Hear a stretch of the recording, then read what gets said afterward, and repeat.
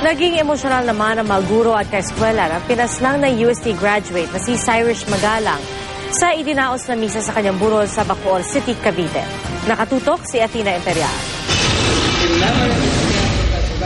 Nag-alay ng isang misa ang mga kaeskwela at guro ng pinaslang na UST alumna na si Cyrus Magalang. Sagot ito ng UST College of Tourism and Hospitality Management at idinaos sa Holy Trinity Chapel sa Camellia Home, Springville, Bacoor, Cavite. Lahat sila, yung iba may mga trabaho. Gumawa kami ng oras para kay Sai kasi alam namin kailangan niya kami dito. 2 years ko rin silang na-handle, 3rd year and 4th year. So siguro hindi ko mapabigyan sarili ko pag hindi ako nakapunta dito kahit man sa Lamay. Dumalo ang mga kamag-anak at kapitbahay ng pamilya Magalang. Sa misa, ibinahagi ng mga kaibigan ang magagandang alaala nila kay Cyrus.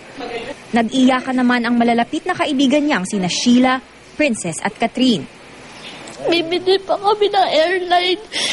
Tsaka magtatayo ng travel agency.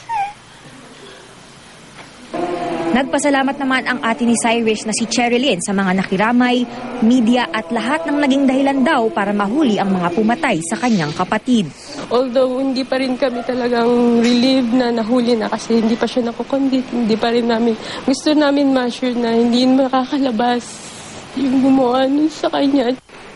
Alas 3 ng hapon sa Martes, ililibing si Cyrus sa Golden Heaven Memorial Park sa Las Piñas City. Nakatakdaring magpamisa muli ang UST College of Tourism and Hospitality Management sa pagpapatuloy ng klase ngayong linggo. Athena Imperial, nakatutok, 24 oras.